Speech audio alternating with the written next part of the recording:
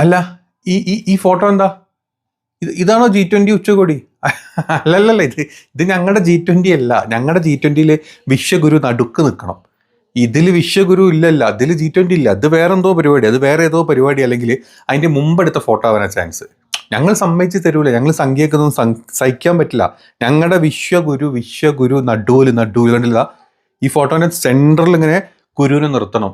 അങ്ങനെയെങ്കിലേ ഞങ്ങളുടെ ചക്കക്കുരു റെഡി ആവുള്ളൂ. അതല്ലെങ്കിൽ ഞങ്ങളുടെ സമ്മതിക്കൂല. ഞങ്ങളുടെ വിശ്വഗുരു, ഞങ്ങൾ വിശ്വം ഭരിക്കുന്ന രാജ്യമാണ്, വിശ്വഗുരുവാണ് ഞങ്ങൾ. അമേരിക്കനെ വരെ തറ പറ്റിച്ച് അമേരിക്കൻ്റെ ക്രൂഡ് ഓയിൽ വരെ നിർത്തി ഞങ്ങൾ റഷ്യയിൽ നിന്ന് മാത്രം അത് മാറിയല്ലോ അല്ലേ. ഇനിയിപ്പോൾ അത് പറയണ്ട, അത് വിട്ടേക്ക, വെറുതെ നാറ്റിക്കണ്ട. അപ്പം ഇല്ല, ഞങ്ങളുടെ ഫോട്ടോയിൽ ഞങ്ങൾക്ക് നടുവിൽ വരണേ പറ്റുള്ളൂ. ഇത് G20 ഉച്ചകോടിയല്ല, ഇത് വേറെ എന്തോ സംഭവമാണ്. കറക്റ്റ്, സത്യം.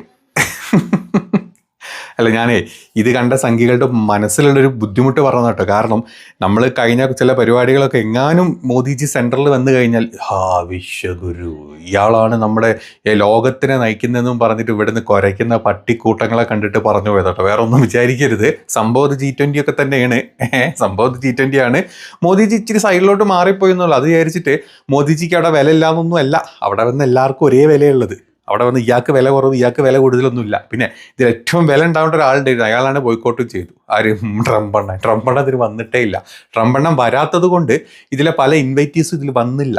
കാരണം ട്രംപണ്ണനെ പേടിച്ചിട്ട്, അല്ലെങ്കിൽ ലോക പോലീസ് അതൊക്കെ അങ്ങനെ തന്നെയാണ്. എന്തൊക്കെ നമ്മൾ കുറച്ച് കഴിഞ്ഞാലും ആ ആന തൂർന്നാണ്ട് അണ്ണാൻ തൂറി കഴിഞ്ഞിട്ടൊന്നും കാര്യമില്ല. ആദ്യം അണ്ണ ഇച്ചിരി വലിപ്പൊക്കെ വെച്ച് ആനോളം വരട്ടെ, എന്നിട്ട് തൂറാം എന്നാണ് ഞാൻ ഉദ്ദേശിച്ചിട്ട്, വേറെ ഒന്നുമില്ല. അപ്പം ഇവിടെ വന്ന എല്ലാവർക്കും ഒരേ ഇതൊക്കെ തന്നെ ഉള്ളൂ. പിന്നെ ചില സംഖ്യക്കുട്ടന്മാർ വെച്ചിട്ട് ചില ഫോട്ടോ മാത്രം ക്യാപ്ചർ ചെയ്തെടുത്തിട്ട് വിശ്വഗുരു ഇല്ലായിരുന്നെങ്കിൽ G20 മൂഞ്ചിപ്പോയെന്നൊക്കെ പറഞ്ഞ മെസ്സേജുകൾ ഇട്ടുണ്ട്. ഏതായാലും G20 മൂഞ്ചി പോയിട്ടുണ്ട് ട്രംപ് വരാത്തത് കൊണ്ട്. പ്രധാനപ്പെട്ട ഒരു തീരുമാനങ്ങളും ഒരു ഡിസ്കഷൻസും ഇവിടെ നടന്നിട്ടില്ല. ഇനി ബ്രിക്സ് അല്ല, ഒരു മാങ്ങാത്തൊലി എടുത്ത് വന്നു കഴിഞ്ഞാലും അതൊക്കെ കാറ്റിൽ പറക്കുന്ന രീതിയിലോട്ട് ഇനി ഇവിടുന്ന് അങ്ങോട്ട് പോകും എന്നുള്ളത് നമുക്ക് അറിയാം. ബ്രിക്സ് അവിടെ നിൽക്കട്ടെ, നമ്മളിപ്പോൾ ഇവിടെ ഡിസ്കസ് ചെയ്യേണ്ട കാര്യമില്ല. എന്നാലും പറയട്ടെ. അപ്പം ചില ഫോക്കസ്ഡ് വീഡിയോസ് കണ്ടുട്ടോ. അതായത് ഇതൊക്കെയാണ് ആ വീഡിയോസ്. നമ്മുടെ പ്രധാനമന്ത്രി അവിടുത്തെ ലോക നേതാക്കളോട് സംസാരിക്കുന്ന പല വീഡിയോസും കുറേ കാര്യങ്ങളും വന്നു. ഈ പറഞ്ഞ ഒന്നിലും ഓഡിയോ ഇല്ല. അത് ശ്രദ്ധിച്ചു എന്നറിയില്ല, ഒന്നിലും ഓഡിയോ വന്നിട്ടില്ല. കാരണം ഒന്ന് ചിന്തിച്ചു നോക്കിയാൽ മതി. പ്രധാനമന്ത്രി ഇപ്പം എത്ര സംസാരിച്ചു കഴിഞ്ഞാലും സംസാരിക്കുന്ന ഒരു ലിമിറ്റ് ഉണ്ട്. ഒരു ലിമിറ്റിൻ്റെ മേലോട്ട് ലോക കാര്യങ്ങളെപ്പറ്റി സംസാരിക്കാനോ അല്ലെങ്കിൽ വിദേശ പോളിസീസിനെ പറ്റി സംസാരിക്കാനോ അവിടെ ഒരു ലാംഗ്വേജ് ബാരിയർ ഉണ്ട് എന്ന് നമുക്ക് എല്ലാവർക്കും അറിയാം. പണ്ട് നമ്മൾ കണ്ടതാണ്. ഏത് നേതാവിനോണ്ടായിരുന്നു ഞാൻ മറന്നുപോയിട്ട് ഹൗ ഡു യു ഡു എന്നൊക്കെ ചോദിച്ചിട്ട് ഒരു വീഡിയോ നമ്മളിതിൻ്റെ ഇടയ്ക്ക് ഭയങ്കര ഫേമസ് ആയിരുന്നു. അപ്പോൾ നിങ്ങളൊന്ന് കേട്ട് നോക്ക്. ഞാൻ 1-2 വീഡിയോ വെച്ചിട്ട് അതിന് ഓഡിയോ ഇല്ല. ഓഡിയോ 0 ഓഡിയോ ആണ്.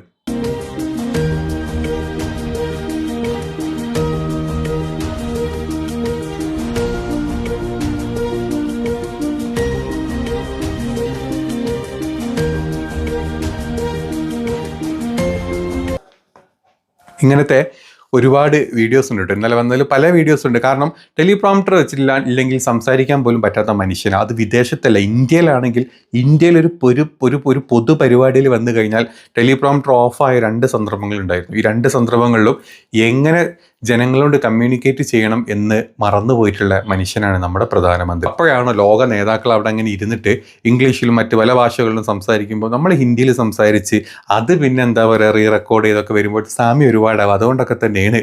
അല്ലെങ്കിൽ ഇപ്പോൾ ഒരു നമ്മുടെ എന്താ പറയുക അണ്ണൻ സംസാരിച്ചതിലുള്ള ഇത്രയും വലിയ ലോക കാര്യങ്ങളാണ് ഡിസ്കസ് ചെയ്തതെന്ന് പറയാൻ പ്രത്യേകിച്ചൊന്നുമില്ല. കാരണങ്ങൾ സംസാരിക്കാനോ അല്ലെങ്കിൽ അങ്ങനത്തെ കാര്യങ്ങളെ പറ്റി നമ്മൾ MA പൊളിറ്റിക്സ് പേപ്പറിൽ മാത്രമാണല്ലോ അല്ലേ. അപ്പോൾ പിന്നെ നമുക്ക് അതിൻ്റെ കൂടുതലും സംസാരിക്കാനില്ലാത്തത് കൊണ്ട് ആണ് ഈ സംഭവം അങ്ങനെ നടന്നു പോയത്. പിന്നെ ഫോട്ടോ എടുത്തപ്പോൾ അണ്ണൻ കുറച്ച് സൈഡിലോട്ടായിപ്പോയി. അതോടുകൂടി വിശ്വഗുരുവിനെ പൊക്കി പിടിച്ച് വരാൻ ഒരുപാട് പേർക്കൊന്നും കഴിഞ്ഞില്ല. പിന്നെ ഗോദി മീഡിയ ഒക്കെ അതോടുകൂടി ചടച്ച് പരിപാടി മൂഞ്ചി ഒക്കെ കൂട്ടി ഉമ്പിപ്പോയി എന്നൊരു അവസ്ഥയിലോട്ട് എത്തിപ്പോയി. അതാണ് ഉണ്ടായത്. അപ്പോൾ ഇതാണ് ഇന്നലെ നടന്ന നമ്മുടെ G20 ഉച്ചകോടിയിൽ നടന്നത്. ഇനി ട്രംപണ്ണൻ വന്നിട്ടേ ഇല്ല. നിങ്ങളൊരു കാര്യമല്ലോ, ASEAN ഉച്ചകോടി നടന്ന സമയത്ത് നമ്മൾ എന്ത് ചെയ്ത്, നമ്മൾ ട്രംപെണ്ണം വരുന്നുണ്ടല്ലോ എന്ന് പേടിച്ചിട്ട് നമ്മൾ ജസ്റ്റ് വീഡിയോ കോൺഫറൻസിൽ വന്ന് പൊക്കോളാന്നും പറഞ്ഞു നമ്മൾ അവിടുന്ന് ജസ്റ്റ് സ്കിപ്പായിപ്പോയി. പിന്നെ ഈജിപ്തിൽ നടന്നിട്ടുണ്ടായിരുന്ന നമ്മുടെ എന്താ പറയുക അറബ് ഉച്ചകോടിയിൽ നമ്മൾ പോയില്ല. കാരണം ട്രംപെണ്ണൻ അവിടെ ഉണ്ട്. ട്രംപ് എന്തെങ്കിലുമൊക്കെ പറയും, തിരിച്ച് പറയാൻ നമ്മളെ കൊണ്ട് പറ്റൂല. നമ്മുടെ 56 ഇഞ്ചിന് അതിനുള്ള ഗഡ്സ് ഇല്ലാത്തത് കൊണ്ട് നമ്മൾ അതിനും പോയില്ല. പിന്നെ ഇത് ട്രംപ് ഓൾറെഡി ബോയ്ക്കോട്ട് ചെയ്തുകൊണ്ട് നമ്മൾ നെഞ്ചും വിരിച്ച് അങ്ങോട്ട് ചെന്ന് നമ്മൾ സൈഡിൽ ജസ്റ്റ് ഫോട്ടോഷോട്ടൊക്കെ ചെയ്ത് നല്ല കുറേ ഫോട്ടോസൊക്കെ എടുത്ത് മെലനിനോട് കുറച്ചൊക്കെ കുശലങ്ങളൊക്കെ hi how are you how do you do ഒക്കെ പറഞ്ഞ് നമ്മളിങ്ങോട്ട് പോന്നു. വേറെ പ്രത്യേകിച്ചൊരു വലിയ ഡിസ്കഷനോ അതല്ലെങ്കിൽ വേറെ വലിയ കാര്യങ്ങളൊന്നും ഉണ്ടായിട്ടില്ല. ഇനി എങ്ങാനും ട്രംപ് വരുന്നുണ്ടെങ്കിലോ പോവില്ലായിരുന്നു. ഈ പരിപാടിക്ക് ട്രംപ് വരുന്നുള്ള കൺഫർമേഷൻ ഉണ്ടായിരുന്നെങ്കിൽ നിങ്ങൾ തോന്നുന്നുണ്ടോ നമ്മുടെ മോദിജി പോവില്ല. പോയി കഴിഞ്ഞാൽ ട്രംപ് അവിടെ ചെന്ന് കഴിഞ്ഞാൽ നമ്മൾ പാകിസ്ഥാൻ ഇന്ത്യൻ്റെ വിമാനങ്ങൾ വീഴ്ത്തിയിട്ടെന്നും ഓപ്പറേഷൻ സിന്ദൂര് ഞാൻ പറഞ്ഞിട്ടാണ് സ്റ്റോപ്പ് ചെയ്യുന്നതൊക്കെ ട്രംപ് വീണ്ടും ആവർത്തിക്കും. ഈ ആവർത്തിക്കണേ കേട്ട് കഴിഞ്ഞാൽ തിരിച്ച് എന്ത് പറയണമെന്ന് പോലും നമുക്കങ്ങനെ പ്രോംപ്റ്റ് ആയിട്ടുള്ള ആൻസേഴ്സ് വരില്ല. ആരെങ്കിലും എഴുതി കൊടുക്കുകയൊക്കെ വേണം.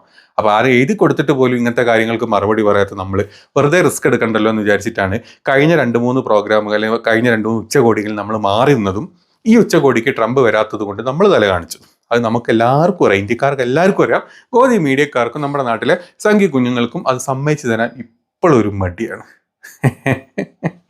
അല്ലെങ്കിൽ അടുത്തത് ട്രംപ് എന്താ പറയുക, നിങ്ങൾ റഷ്യ എന്നുള്ള ഓയിൽ നിർത്തിയില്ല, ഇപ്പം എങ്ങനെ ഉണ്ട് എന്ന് ചോദിക്കും. അപ്പം മോദിജി വീണ്ടും അവിടെ നാണം കെടും. സത്യമല്ലേ? ഒക്കെ സത്യമാണ്. ട്രംപ് പറഞ്ഞ പോലെ നമ്മൾ കാര്യങ്ങൾ ചെയ്തു. ഞാൻ ട്രംപിൻ്റെ ആരാധകനായിട്ടോ അല്ല അമേരിക്കൻ്റെ എന്താ പറയുക മാതൃരാജ്യം ആയതുകൊണ്ടൊന്നുമല്ല. ഞാൻ ഇന്ത്യക്കാരനാണ്, ഇന്ത്യയിലാണ്. പക്ഷെ എല്ലാ സത്യങ്ങളും നമ്മൾ സമ്മതിച്ചു കൊടുക്കട്ടെ അല്ലേ? ട്രംപ് പറഞ്ഞ പോലെ തന്നെ നമ്മൾ റഷ്യൻ ഓയിൽ സ്റ്റോപ്പ് ചെയ്തു, അമേരിക്കൻ ഓയിൽ നമ്മൾ വാങ്ങിച്ചു തുടങ്ങി. ഇതൊക്കെ നമ്മൾ ചെയ്തു, നമ്മളെല്ലാം റെഡിയാണ്. അപ്പോൾ പിന്നെ നമ്മളെന്തിനാ വെറുതെ വാശി പിടിക്കുന്നത് അല്ലേ? അത് ഞാൻ നേരത്തെ പറഞ്ഞു, നമ്മൾ വാശി പിടിച്ചിട്ടൊന്നും കാര്യം. ഇതാണ് അവിടെ നടന്നിട്ടുള്ളത്. ഇനി അത് മാത്രമല്ല, നമ്മുടെ നാട്ടിലെ മറ്റു ചില സംഘികളെ മോദിജി ഫ്ലൈറ്റ് ഇറങ്ങി ഇവിടെ ജോഹന്നാസ്ബർഗിൽ വന്നിട്ട് ഫ്ലൈറ്റ് ഇറങ്ങിയ സമയത്ത് മോദിജി വന്ന സമയത്ത് അവിടെ കൂടിയത് കലാകാരന്മാർ നിലം തൊട്ട് വന്നിച്ച് വിശ്വഗുരുവിനെ വന്നിച്ചു എന്നും പറഞ്ഞുള്ള കുറേ വീഡിയോസ് കണ്ടിരുന്നു. നിങ്ങളത് ഫോട്ടോസൊക്കെ നിങ്ങൾ കണ്ടിട്ടുണ്ടാവും. എന്താണ് മോദിജിക്ക് മാത്രം കിട്ടുന്ന സ്വീകരണം? മോദി ഇല്ലെങ്കിൽ പരിപാടി വരെ കൊളാവും. അതുകൊണ്ടാണ് മോദിജി വന്നപ്പം ഭൂമി ദേവീനെ ഉമ്മ കൊടുത്ത് മോദിജിനെ അങ്ങനെ സ്വാഗതം ചെയ്യുന്ന ഫോട്ടോസ് കണ്ട് പുളകം കൊണ്ട കുറേ സംഘികൾ നമ്മുടെ നാട്ടിലുണ്ട്. സത്യത്തിൽ ഇത് അവരുടെ കൾച്ചറാണ്. അവിടുത്തെ ഒരു കുലം അല്ലെങ്കിൽ ഒരു ട്രൈബിൻ്റെ കൾച്ചറാണ്. അത് മോദിജി മാത്രമല്ല, അവിടെ വന്നവർക്കൊക്കെ കിട്ടിയിട്ടുണ്ട്. ഞാൻ ഒരു ചെറിയൊരു വിഷയം ഇട്ടത്, അത് ഓസ്ട്രേലിയൻ എന്താ പറയുക മിനിസ്റ്റർ വന്ന സമയത്ത് അയാൾക്കും കിട്ടിയിട്ടുണ്ട്. യൂണിഫോം മാറ്റിയിട്ടെന്നുള്ളൂ. മറ്റേ ട്രൈബ് കൊടുത്ത വീഡിയോ ആണൊന്ന് കാണുക.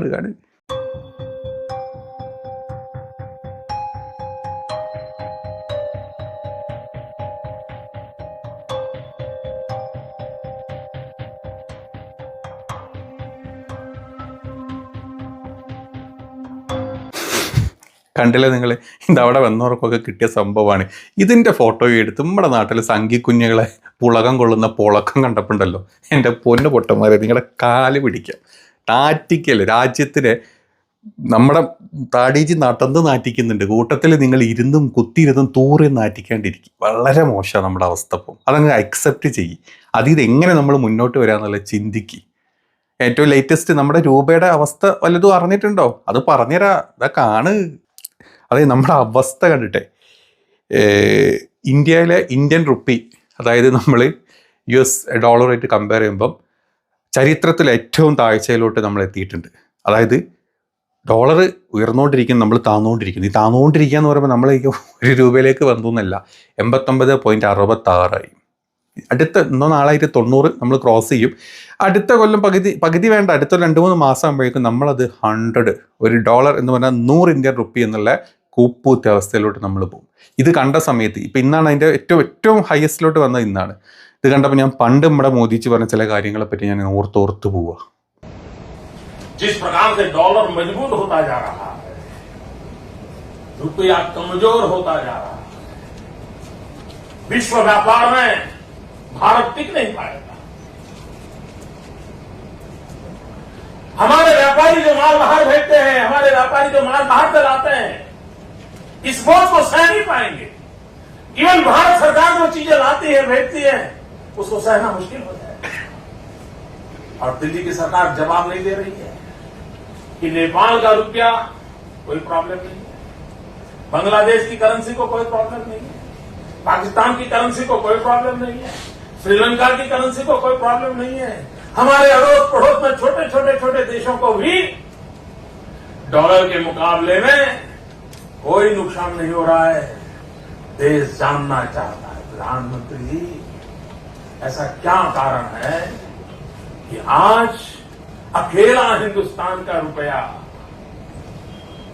डॉलर के मुकाबले गिरता ही चला गया और क्यों चला गया? और मैंने साफ मांग की है, ये सिर्फ आर्थिक कारणों से नहीं हुआ है, ये आपकी भ्रष्ट राजनीति जो चली है दिल्ली से, उसका इसके अंदर बहुत बड़ा रोल है। बहुत गंभीरता से എന്തൊക്കെയായിരുന്നു അല്ലേ നമ്മുടെ മോദിജി അന്ന് പറഞ്ഞിരുന്നത്. ഗുജറാത്ത് മുഖ്യമന്ത്രിയായപ്പം മോദിജിയുടെ വാക്കുകളായിരുന്നു നമ്മുടെ ഇന്ത്യൻ ഗവൺമെൻറ് എന്താണ് ഈ കാണിക്കുന്നത്, നമ്മുടെ ഇന്ത്യൻ മണി ഇതാ ഇങ്ങനെ കുത്തി കുത്തി അന്ന് 50 റുപ്യ 52 റുപ്യ ഉണ്ടായിരുന്നുള്ളൂ. അത് കഴിഞ്ഞിട്ട് നമ്മൾ 10 കൊല്ലം കൊണ്ട് 50 റുപ്യ കൂട്ടിച്ചെടുക്കുന്നത്, നമ്മൾ ഇനിയും കൂട്ടിക്കൊണ്ടിരിക്കുകയാണ്. നമ്മുടെ ഒരു അവസ്ഥ. മോദിജിക്ക് വാ തുറക്കാൻ പറ്റും, ഒരു വാക്ക് ഇതിനെപ്പറ്റി സംസാരിക്കാൻ വിറയ്ക്കൂല, പിടുങ്ങാമണി വിറയ്ക്കും എന്നുള്ള കാര്യം 100% ഉറപ്പാണ്. കൂട്ടിയാൽ കൂടൂല മോദിജി, നമ്മളെ കൊണ്ട് കൂട്ടിയാൽ കൂടൂല. അതിന് നമുക്ക് പല കാര്യങ്ങൾ വേണം. നല്ല ഡിപ്ലോമസി വേണം, നല്ല വിദേശ പ്ലാനുകൾ വേണം, വിദേശ പോളിസീസ് വേണം, നയതന്ത്രപരമായിട്ട് കാര്യങ്ങൾ ചെയ്യാൻ പറ്റണം, സാമ്പത്തികപരമായിട്ട് കാര്യങ്ങൾ ചെയ്യാൻ പറ്റണം. ഇതൊന്നും ഇല്ലാണ്ട് നമ്മൾ നമ്മുടെ നാട്ടിൽ മുസ്ലിമിനെയും കുറ്റം പറഞ്ഞ് ക്രിസ്ത്യാനിനെയും കുറ്റം പറഞ്ഞ് പള്ളിയും പൊളിച്ച് അമ്പലം ഉണ്ടാക്കി നമ്മളിങ്ങനെ നടന്നാല് വോട്ട് എടുത്തിട്ട് മുസ്ലിങ്ങൾ പെറ്റുകൂട്ടുന്നതും അല്ലെങ്കിൽ ഹിന്ദുക്കളെ താലിമാല മംഗൾസൂത്ര അഴിപ്പിക്കുന്നത് മുസ്ലിങ്ങളാണെന്നൊക്കെ പറഞ്ഞിട്ട് ഇവിടെ കുറേ ഇലക്ഷൻ കമ്മീഷനെ വെച്ചിട്ട് കള്ള വോട്ടും പിടിച്ച് ജയിച്ചിങ്ങനെ പോകാന്നല്ലാണ്ട് എന്തെങ്കിലും മണ്ണാങ്കട്ട നമ്മൾ ഉണ്ടാക്കിയിട്ടുണ്ടോ? അത് ഉണ്ടാക്കാത്തോടത്തോളം കാലം നിങ്ങൾ അന്ന് 2014 പറഞ്ഞ പോലെ തന്നെ നമ്മളിപ്പോഴും ഉപ്പുത്തിക്കൊണ്ടേയിരിക്കും. അത് മോദിജി അല്ല, മോദിജിൻ്റെ അങ്ങ് കൊമ്പത്തപ്പം വന്നു കഴിഞ്ഞാൽ ഇത് തന്നെയാണ് അവസ്ഥ. ഇതാണ് നമ്മുടെ ഇപ്പോഴത്തെ വിദേശ വിനിമയ അല്ലെങ്കിൽ നമ്മുടെ ഡോളർ ടു റുപ്പീസിൻ്റെ അവസ്ഥ. ഇത് ആരെങ്കിലും ഡിസ്കസ് ചെയ്ത് ഏതെങ്കിലും ഗോതി മീഡിയ ഡിസ്കസ് ചെയ്തോ? മിണ്ടൂല. നമ്മുടെ നാട്ടിൽ ആ നട്ടലിന് അല്ല പിടുങ്ങിന് ഉറപ്പുള്ള ഏതെങ്കിലും ഒരൊറ്റ സംഘത്തൊഴിലാളികൾ ഏതെങ്കിലും വീഡിയോ ഇട്ടോ? ഇടൂല. അവൻ്റെയൊക്കെ ഞാൻ പറഞ്ഞ സാധനം ഉണ്ടല്ലോ കിടുകിടാ വരയ്ക്കും. ഇടൂല, മിണ്ടൂല. അവൻ ഇപ്പോഴും എന്തെങ്കിലും ഏതെങ്കിലും മുസ്ലിം അത് ഇത് മറ്റോ കാക്കോത്തിയ വർത്താനും അല്ലെങ്കിൽ ഇമാതിരി ഊള വർത്താനങ്ങൾ പറഞ്ഞ് ജീവിക്കുന്ന കുറേ വാണക്കുറ്റികളാണ് നമ്മുടെ നാട്ടിലെ സകല സംഖ്യകളും. അതിന് ചുക്കാൻ പിടിക്കുന്ന മലമാണെങ്കിലും മലർനാടനാണെങ്കിലും ഏത് നിഷ്പക്ഷനാണെങ്കിലും ഏത് പെരട്ടകളാണെങ്കിലും ഇത് തന്നെ നമ്മുടെ നാട്ടിലെ അവസ്ഥ. ഇതൊക്കെ നാട്ടിൽ നടക്കുന്നത്. ഇതൊക്കെ എല്ലാം അറിയണ്ട. നിങ്ങളിപ്പോഴും വേറെ പല എന്താ പറയുക മുസ്ലിങ്ങൾ പള്ളി ഉണ്ടാക്കുന്ന ശിവന്റെ ലിംഗം നോക്കി നടന്നോ? രാജ്യം ഈ അവസ്ഥയിലാണ് പോകണമെന്നുള്ളത് കണ്ടറിഞ്ഞ് വെക്കണം നല്ലതാണ്.